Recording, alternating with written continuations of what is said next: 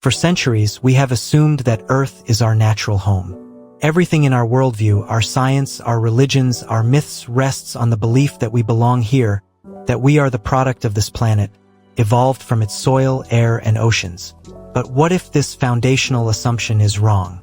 What if humanity did not originate on Earth at all, and instead, we are the product of exile, a displaced species that arrived here under circumstances long buried in myth and denial?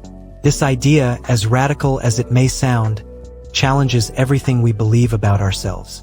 Yet many anomalies in our biology, behavior, and consciousness begin to make more sense if we entertain this possibility. And the deeper we look, the more we begin to realize we may not be the rightful inhabitants of this world. We may, in fact, be the invaders. Let us begin with a simple observation. Human beings are not well suited for this planet.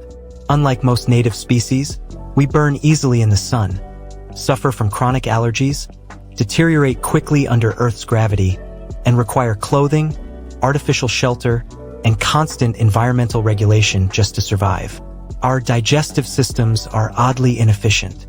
Our sleep cycles are fragile. Our behavior is often destructive, not only to other species but to ecosystems as a whole.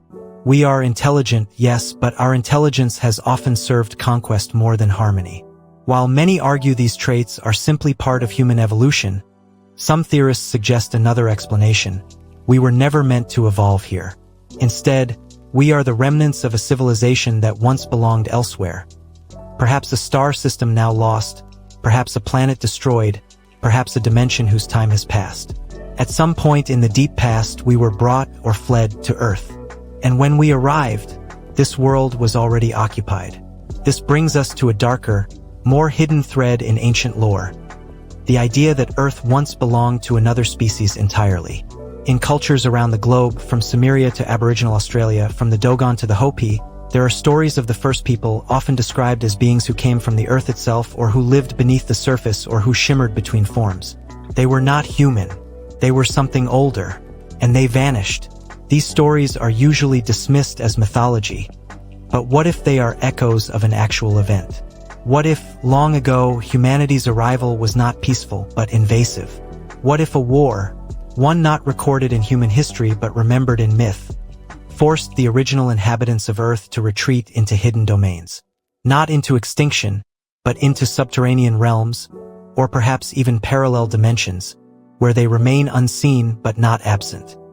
According to this theory, the human race did not evolve from the great apes, as Darwinian science suggests, but was instead a hybrid species, genetically engineered or forcibly adapted to survive in this environment after a period of cosmic exile. The evidence is speculative but thought-provoking. Our sudden leap in cognitive abilities, our complex language, the unexplained gaps in our fossil record, and the presence of ancient megalithic structures that seem to predate our supposed level of development. More importantly, our psychological architecture, the obsession with dominance, hierarchy, control, and expansion, does not resemble the behavior of most native species, who tend to operate in balance with their ecosystems. Ours is a colonial mindset, a psyche adapted not for coexistence, but for conquest. It is as if, on some deep level, we remember being at war. We remember being displaced, and our subconscious still acts from that trauma. The implications are vast. If humanity is not native to Earth, then our relationship to this planet must be re-examined. We are not stewards, we are occupants. We are not caretakers, we are tenants with questionable credentials. The environmental crises we now face, climate change, mass extinction, ecological collapse, may not simply be the byproduct of poor choices. They may be the inevitable result of a species that never truly belonged. This theory also offers new insight into our fascination with the stars. Why do so many people feel an inexplicable yearning when they look at the night sky? Why do we construct stories of ancient astronauts, starseeds, and cosmic origins? Why do dreams of home so often come with visions of distant worlds? Perhaps because, deep within our genetic memory, we remember where we came from and we know this place is not it. Furthermore, if the original inhabitants of Earth did not disappear but merely withdrew, what might they think of our presence? Are they watching, waiting, planning to reclaim what was once theirs? Or have they accepted that the surface is lost and chosen to evolve separately in realms we no longer see? It's possible that some of the phenomena we attribute to ghosts, interdimensional beings, or even extraterrestrials are in fact the remnants of Earth's original stewards, reaching out from beyond the veil, not to invade but to remind us that we were never alone, and never rightful rulers. This narrative is not intended to inspire fear or guilt. Rather, it offers a humbling perspective on our role in the planetary story.